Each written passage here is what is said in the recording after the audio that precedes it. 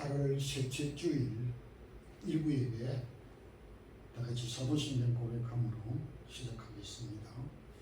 전능하사 천지를 만드신 하나님 아버지를 내가 믿사오며 그의 아들 우리 주 예수 그리스도를 믿사오니 이는 성령으로 잉태하사 동정녀 마리아에게 나시고 본디오 빌라도에게 고난을 받으사 십자가에 못 박혀 죽으시고 장사한 지 사흘 만에 죽은 자가 가운데서 다시 살아나시며 하늘에 오르사 전능하신 하나님 우편에 앉아 계시다가 저리로서 산자와 죽은 자를 심판하러 오시리라.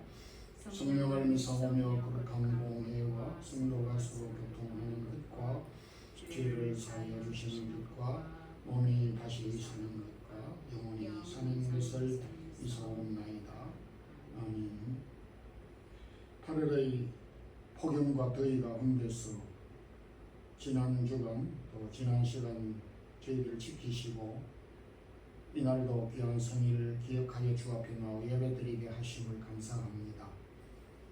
주의 사랑하는 몸된 교회에 속한 모든 성도들 출타 중에 있으며 휴가 중에 있으며 고국 방문 중에 또 오고 가는 차편과 항공편 모든 상황 가운데서 주의 사랑하는 성도들 믿음 가운데 굳게 세워지기를 원합니다. 오늘도 귀한 성일을 당하여 주의 백성들이 이곳저곳에서 주님의 이름으로 예배 드릴 때 성령께서 주의 마음을 주관하여 주시고 다스려 주옵소서. 기후변화와 여러가지 재난과 또한 천재지변 등으로 인하여서 고통받는 백성들이 참으로 많이 있습니다. 그런 가운데서 이 동유럽 지역 러시아와 우크라이나 계속되는 전쟁 가운데서도 하나님 주의 백성들을 긍휼히 여겨주시고 하루빨리 전쟁이 끝나갈 수 있기를 원합니다. 고난 가운데 주의 몸된 교회를 섬기고 주의 나라를 위하여 헌신하는 우리 사역자들과 선교사님들 기억하여 주시옵시기를 원합니다. 또 저희들이 머물고 있는 이 스페인 땅, 저희들이 섬기고 있는 이 마드리드 사람의 교회, 또 하나님께서 후임자를 위하여 준비하고 기도 중에 있사오니 하나님이 합당하고 또 이 교회를 잘 섬길 수 있는 종을 보내시고 세워 주옵시기를 원합니다. 오늘도 부족한 종이 주의 말씀을 들고 이 단에 섰습니다. 대면으로 영상으로 녹음으로 각처 형편 가운데 주의 말씀을 통해 은혜 받게 하시고 또 부족한 종이 주의 말씀을 잘 전할 수 있도록 능력 더하여 주옵소서. 예수 그리스도 이름으로 기도드리옵나이다. 아멘. 하나님의 말씀은 누가복음 11장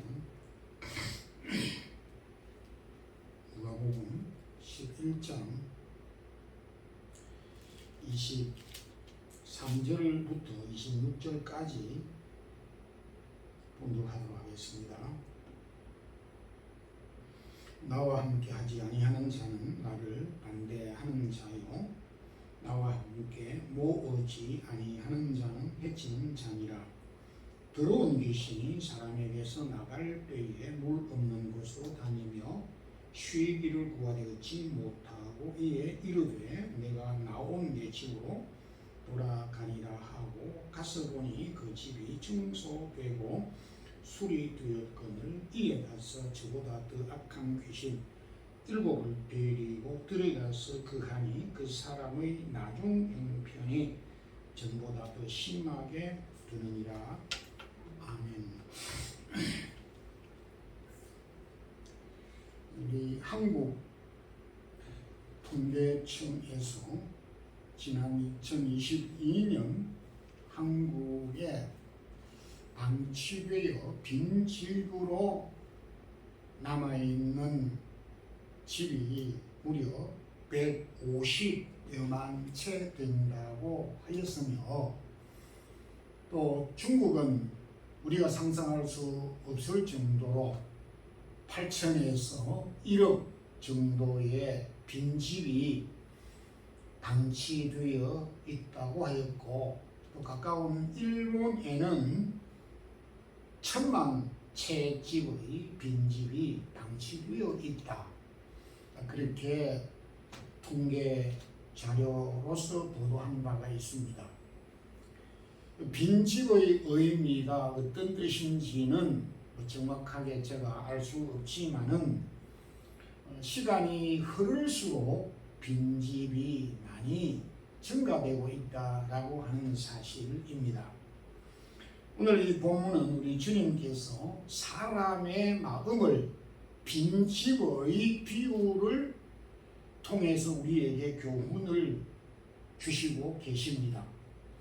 오늘은 마음을 빼앗기지 말라라고 하는 말씀으로 함께 은혜를 나누고자 합니다. 마음을 빼앗기는 것은 모든 것을 빼앗기는 것입니다.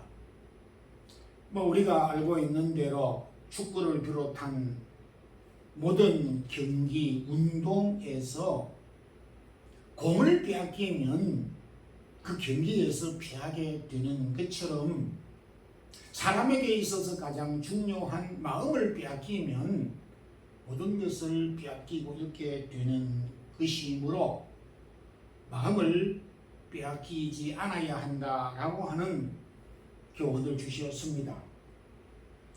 미온적인 마음을 가질 때, 소극적이고 미온적인 마음을 가지게 될 때 빼앗기게 된다라고 하셨습니다.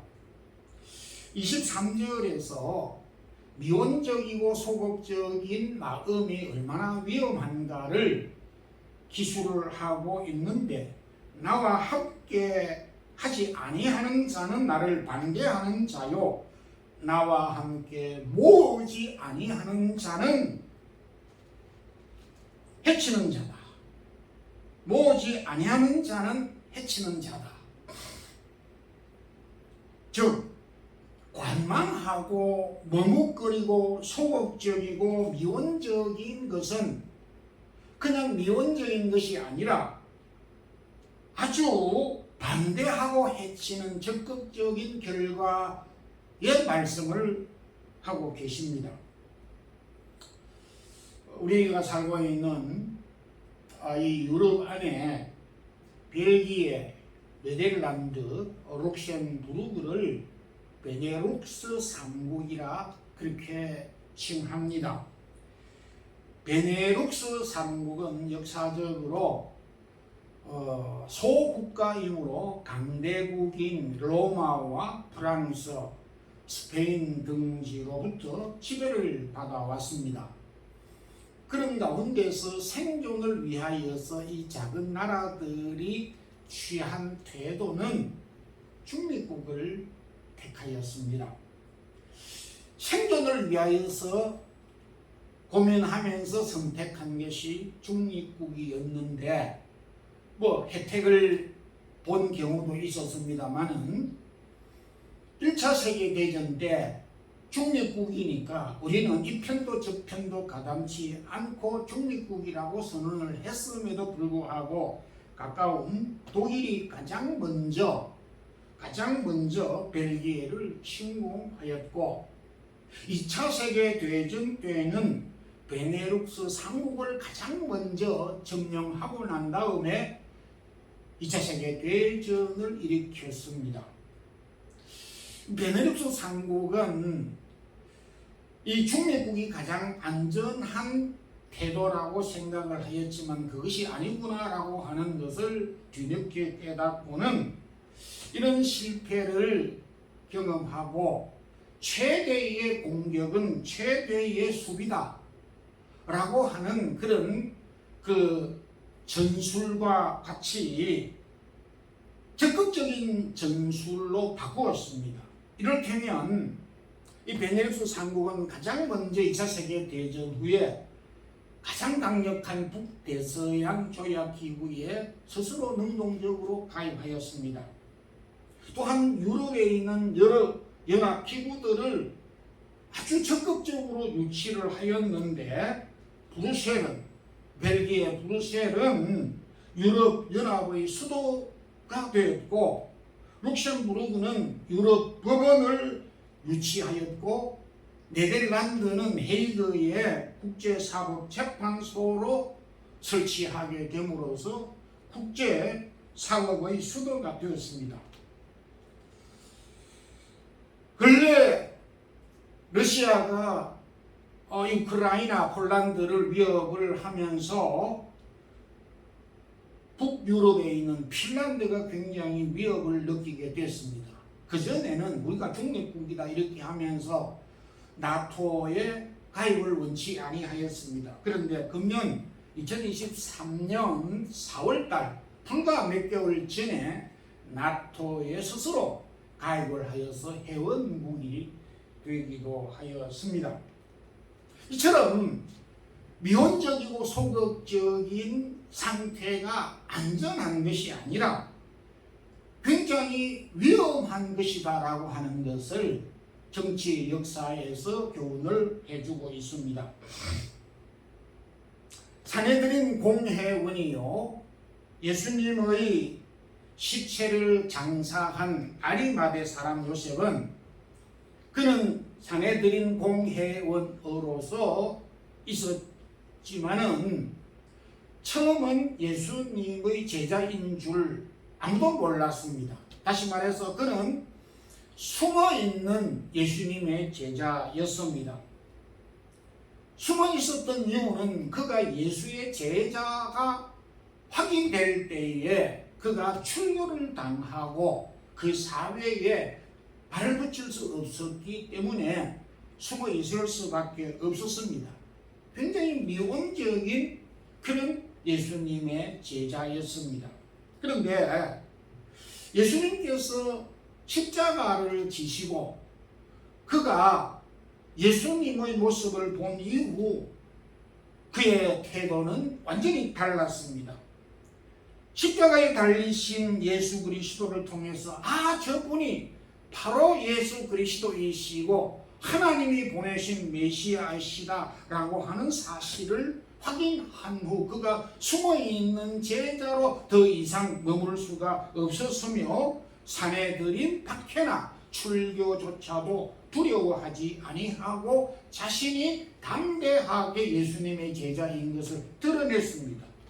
그래서 마가복음 15장 48절에는 아리마대 사람 요셉이 와서 당돌이 빌라도에게 들어가 예수의 시체를 달라 하니 라고 자신이 예수님의 제자이고 예수님을 장사하겠다고 그가 적극적으로 나섰던 것을 보게 됩니다.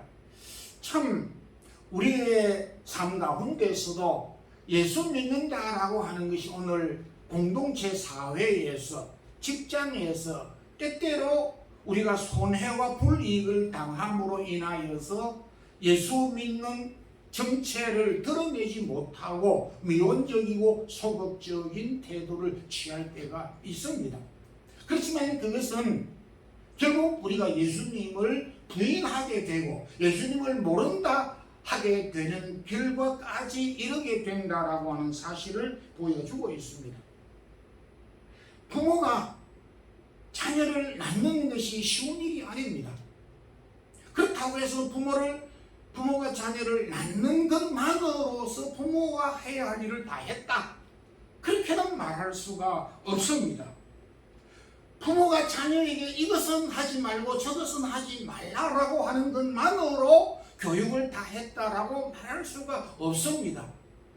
이것을 하지 말라고 하지만은 저것을 해야 된다, 이렇게 해야 된다라고 하는 적극적인 태도를 가르쳐 줄 필요가 있다라고 하는 것입니다. 이야 거짓말하는 것은 나빠 라고 거짓말하지 말라라고 가르치는 것은 매우 중요한 교육 중에 하나이지만은 그럼에도 참말을, 참된 말을, 진실된 말을 해야 한다라고 가르치는 이 교훈은 더욱더 중요하다라고 하는 것입니다. 무엇을 하지 말라라고 하는, 무엇을 하지 않아야 되는 것도 소중하지만 우리가 무엇을 해야 된다라고 하는 것, 우리가 그리스도인으로서 하지 않아야 되는 것도 소중하지만 그리스도인으로서는 반드시 해야 된다라고 해야 하는 이 사실을 알고 행하는 것이 매우 소중하다라고 하는 것입니다. 주님은 왜 라오디케아 교회를 향하여서 더없지도 차지도 아니하고 미지근하다라고 책망을 하셨습니까? 미원적인 신앙의 상태를 아주 경계하였습니다.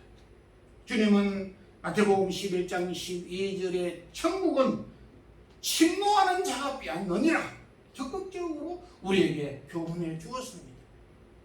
여러 가지 환경으로 인하여서 우리의 삶이, 우리의 믿음이 미온적이고 소극적으로 취할 때가 있지만 그것은 결과적으로 소멸되고 주님을 반대하는 길로 갈 수 있다라고 하는 사실을 교훈을 해주고 있습니다. 그런 점에서 우리의 믿음은 보다 더 긍정적이고 적극적이고 그런 마음으로 주님을 섬길 수 있어야 한다라고 하는 것입니다. 미온적인 태도가 아닌 우리의 마음은 진심을 다해서 주님을 섬기는 성도들이 되기를 소망합니다.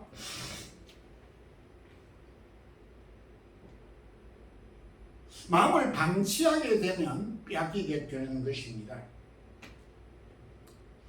우리가 종종 느끼지만은 요즘같이 가족 여행을 일주일 또 몇 날 갔다가 집으로 돌아옵니다. 그러면은 방문을 꼭꼭 잠그고 놓아도 집으로 한 일주일 지난 다음에 돌아오면 먼지, 거미줄, 벌레, 개인 이런 집을 가지고 있는 사람은 잡초, 심지어 도둑이 왔다 가는 그런 경우도 있습니다. 사람의 마음 이와 다르지 않다. 사람의 마음을 방치해 버려 두면은 관리하지 않고 우리의 마음을 늘 점검하지 아니하면은 땅을 비워둔 것과 같은 모습으로, 집을 비워둔 모습으로 그렇게 온갖 것들로 점령된다라고 주님이 교훈해 주셨습니다. 25절에 그 집이 소재에 배고 수리되었거늘 이에 가서 저보다 더 악한 귀신 7을 데리고 들어가서 그하니, 귀신 하나가 한 사람에게 들어가서 나갔는데 그 마음을 깨끗하게 비워두니까 하나 나간 그 귀신이 7귀신을 데리고 와서 여기 좋다 하면서 그하게 되므로 이전의 상태보다 매우 심각하게 악하게 되었다라고 하는 교훈인 것입니다. 아담과 하와가 하나님께서 주신 말씀을 그들은 듣는 둥 마는 둥 하면서 마음을 방치하고 있을 때에 사탄의 유혹을 이길 수가 없었습니다. 아나니아 삽비라가 그들이 명예심으로 가득 차 있을 때 그들의 마음은 유혹을 받고 말았습니다. 하나님을 속이고 성령을 속이고 말았습니다. 여러분, 사람의 마음 또한 이렇게 비워두고 아무 관리하지 않고 내버려두고 방치하게 되면 더 나쁘게 상황이 좋도록 변하는 것이 아니라 나쁘게 변하게 된다라고 하는 것을 말씀하고 있습니다. 우리의 생각과 좀 다른 불교에서는 마음을 대단히 소중하게 취급하고 생각하는 종교입니다. 그래서 불교인들은 마음을 수련하기 위해서 작정을 하고 산으로 올라가기도 하고 또 우리가 말하는 묵상, 묵념 이런 경건의 시간을 오랜 시간 동안 몇 년에 걸쳐서 가지기도 합니다. 그들이 매우 신중하게 생각하는 부분은 마음을 다스리는 방법인 것입니다. 쉽게 말해서 마음을 비우는 일에 집중하고 노력을 하고 있다라는 것입니다. 유혹과 욕심과 시기와 미움과 이 세상 짜증스러운 불평스러운 부정적인 이런 생각들을 자꾸 버리도록 해야 돼요. 이 버리는 일들에 전념하고 있습니다. 그들이 버려야 될 잡념과 마음을 해치는 잡다한 것들이 수도 없이 많지만은 대표적으로 그들은 108가지라고 분류를 하고 있습니다. 108가지를 다시 나누면은 수만 가지 버려야 될 것이 있지만은 그럼에도 108가지를 그들이 집중적으로 생각하고 있는데 이를 108번뇌라 이렇게 부르기도 합니다. 마음속 깊이 자리 잡고 있는, 그래서 마음을 괴롭히고 사람을 괴롭히고 자신과 타인과 공동체를 괴롭히는 이 모든 욕망과 욕심을 버려야 되는데 버리지 못하면은 내가 파괴되고 내가 공동체를 파괴하는 주범이 되기 때문에 이렇게 마음이 악한 것들을 비우고 버려야 한다라고 말하고 있습니다. 근데 우리가 이런 훈련을 해본 바는 없지만은 사람의 마음이라고 하는 것이 비워둔다고 깨끗한 채로 그대로 보존할 수가 있느냐라고 하는 것입니다. 오늘 주님께서 빈집 비유를 통해서 우리에게 교훈해 주시는 확실한 메시지는 사람의 마음은 빈 종이와 같이, 깨끗한 종이와 같이 비워둘 수가 없다라고 하는 것입니다. 비워두면 더 악한 것들로 채워지게 된다라고 하는 말씀이기도 합니다. 고대 철학자 아리스토텔레스는 자연은 진공을 싫어하며 자연을 비워둔 채로 자연은 두지 않으며 비운 그 자리에 무엇을 채울 것인가가 더 소중하다라고 말을 했습니다. 모르긴 해도 불교가 아리스토텔레스 철학자의 이 교훈을 조금이라도 이해를 했다면은 비우는 데만 열정적으로 집중적으로는 하지 않았을 것 같다라고 하는 생각이 들기도 합니다. 여러분, 우리의 마음을 비우는 것도 소중하지만은 그 비운 자리에 무엇을 채울 것인가, 그 마음에 무엇을 채워야 할 것인가 하는 것이 매우 더 소중하다라고 하는 것입니다.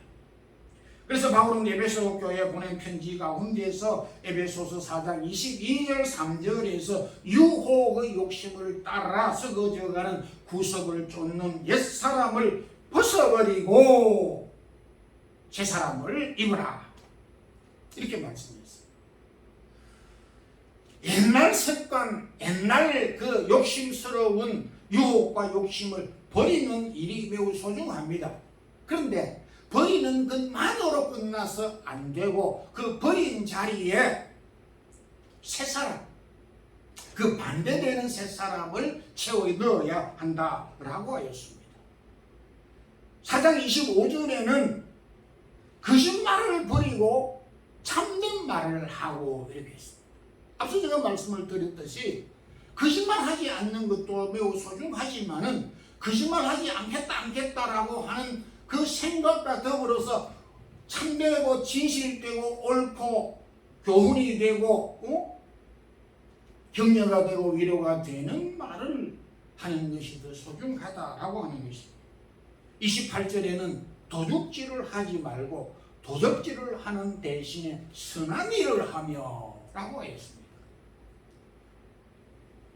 우리의 마음을 방치해버려 두는 것 대단히 위험한 것입니다. 우리가 목욕을 하고 새 옷을 갈아입기 위해서는 헌 옷을, 더러운 옷을 벗어버리고 새로운 옷을 입듯이 우리가 버린, 우리 마음에 버려야 될 것을 버린 후에 새 것으로 채워야 한다는 것입니다.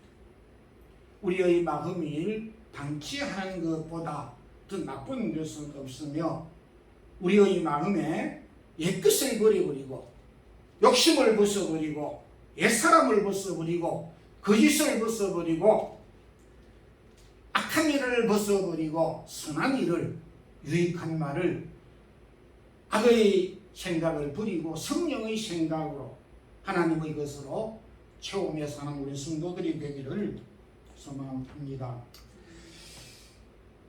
주님은 우리의 마음을 빼앗기지 않기 위해서는 마음의 주인을 바르게 모셔야 한다라고 교훈을 하셨습니다. 언제 우리의 마음을 빼앗기게 되느냐? 우리의 마음에 주인이 없을 때.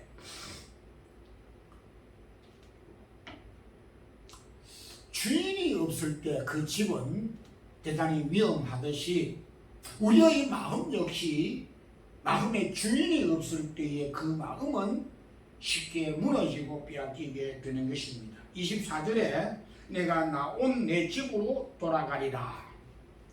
이 귀신이 과거에 어떤 한 사람의 마음속에 들어갔는데 그것이 자기 집이라고 생각하였습니다. 그래서 밖에 다닐 데가 없다 보니까 다시 자신이 거주하였던 그곳이 자신의 집이라고 생각하고 자기가 주인이라고 생각하고 다시 들어가게 된 것입니다. 이 사람의 마음에는 주인이 없었기 때문에 사탄이 자기가 주인이라고 생각하고 다시 그 집을 찾아 들어가 주인 행세를 하게 된 것입니다.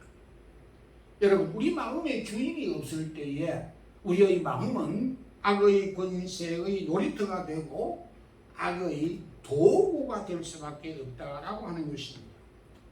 왜 주님께서 제자들을 비롯한 베드로에게 너희들은 나를 누구라고 하느냐라고 질문을 하였습니까?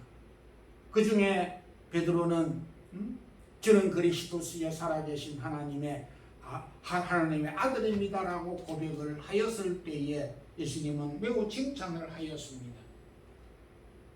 주님은 지금도 저와 여러분에게 당신의 인생에 당신의 삶의 주인이 누구냐 이거지. 우리 삶의 주인이 누구냐 이거. 오늘날 많은 사람들은 두말할 여지 없이 그런 유혹을 받습니다. 저도 그런 유혹을 받고 있습니다. 돈이 인생의 주인이고 나의 주인이고 우리 집의 주인이고 우리 교회의 주인이고 이 나라의 주인 행세를 톡톡히 지금도 하고 있습니다. 이를 누가 부인하지 않고 못하고 있습니다. 그만큼 강력한 주인들이 많다라고 하는 것입니다.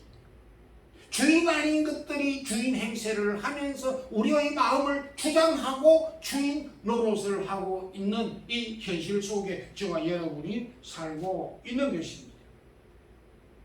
주인이 없으면 강력한 악의 소욕들에 의하여 점령당하고 우리는 강력한 악의 권세에 수하가 되고 손발이 되고 도구가 되어 악을 저지르게 될 수 있는 것입니다.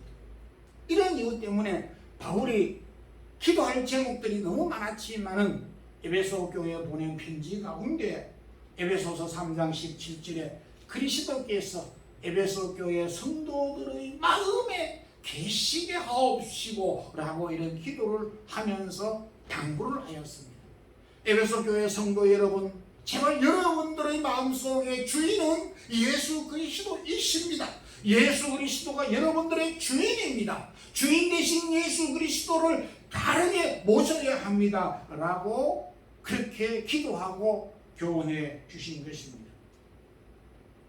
주님은 예루살렘 입성하실 때에 나귀가 필요했습니다. 그래서 두 제자를 보내어서 맞은편 마을로 내려가서 나귀를 끌고 오너라고 하였습니다. 그러자 제자가 만일 왜 나귀를 풀어 가려고 하느냐라고 물으면 무엇이라고 대답을 할까요? 하였을 때에 주인이 쓰시겠다라고 답을 하라고 하였습니다. 아니나 다를까 두 제자가 나귀를 푸는데 어떤 사람이 왜 푸느냐, 풀고 가려고 하느냐라고 했을 때 주가 쓰시겠다, 주님이 쓰시겠다, 주님이 쓰시겠다라고 하자 가지고 가시라고 기꺼이 내어 주었던 것을 보게 됩니다. 이는 예수 그리스도가 이 세상의 주인이심을 우리에게 만천하에 공표해 주는 것입니다. 제자들이 배를 타고 가다가 풍랑이 일어나 배가 뒤집혀지려고 하였을 때 바람과 파도를 꾸짖으면서 잔잔하라고 주님께서 말씀하신 바가 있습니다. 이건 무엇을 뜻합니까? 왜 그 기적을 우리에게 소개해 주셨습니까? 주님이 천지 만물을 지으신 주인이시다라고 하는 사실을 제자들에게, 저와 여러분에게 알려주시기 위함인 것입니다. 성도 여러분, 마음을 빼앗기면 모든 것을 빼앗기는 것입니다. 사탄이 우리의 마음을 지배하면 우리는 사탄의 종이 될 수밖에 없습니다. 소극적이고 미온적인 마음, 관심 없이 방치한 마음, 주인 없는 마음은 정녕 침노당하고 마는 것입니다. 내 인생을 바르게 살아갈 수 없다라고 하는 말씀입니다. 여러분, 세상의 유혹과 악과 죄로부터 어떻게 마음을 빼앗기지 않고 지킬 수 있겠습니까? 주인 되신 예수 그리스도를 우리의 마음에 모실 때만이 우리의 마음을 빼앗기지 않고 지킬 수가 있습니다. 주 예수 그리스도, 우리를 위하여 이 땅에 오시고 우리의 허물과 죄를 위하여 십자가에 죽으시고 지금도 하늘 우편에 앉아 계신 우리의 주인 되신 예수 그리스도를 저와 여러분의 주인으로 모시고 살아가는 우리 모든 성도들이 되기를 주님의 이름으로 축원합니다. 기도드리겠습니다. 주님, 감사합니다. 오늘도 날씨 가운데서 주 앞에 우리가 나와 예배하게 하시고, 오늘도 여러 가지 상황 가운데서 우리의 믿음이 연약해지고 우리가 좌절하고 또 우리의 마음을 뺏기는 여러 가지 상황 속에 살아가고 있습니다. 주님, 우리의 마음을 빼앗기면 모든 것을 빼앗길 수밖에 없고, 사탄이 우리의 마음을 지배하면 사탄의 종이 될 수밖에 없기에 미온적인 마음, 방치된 마음, 주인 없는 마음으로 점령당하지 않게 하여 주시고, 주 예수 그리스도를 우리의 주인으로 모시고 우리의 마음을 지키며 살아가는 우리 모든 성도들 되게 하옵소서. 뜨거운 날씨 가운데 주에 살아가는 성도들의 기업과 자녀들, 출타 중에 있으며 오가는 걸음들 가운데 주께서 안전하게 지켜주시고 평강 가운데 거하게 하여 주옵소서. 몸과 마음과 귀한 예물을 드리는 주의 사랑하는 성도들의 기업하는 일들과 손길들 위해 은혜와 축복을 더딥혀 주옵소서. 주 예수 그리스도의 크신 은혜와 하나님 우리 아버지의 무한하신 사랑과 성령의 교통하심이 주님을 주인으로 모시고 살아가는 주의 사랑하는 모든 성도들에게 이제부터 영원토록 함께 있을지어다. 아멘.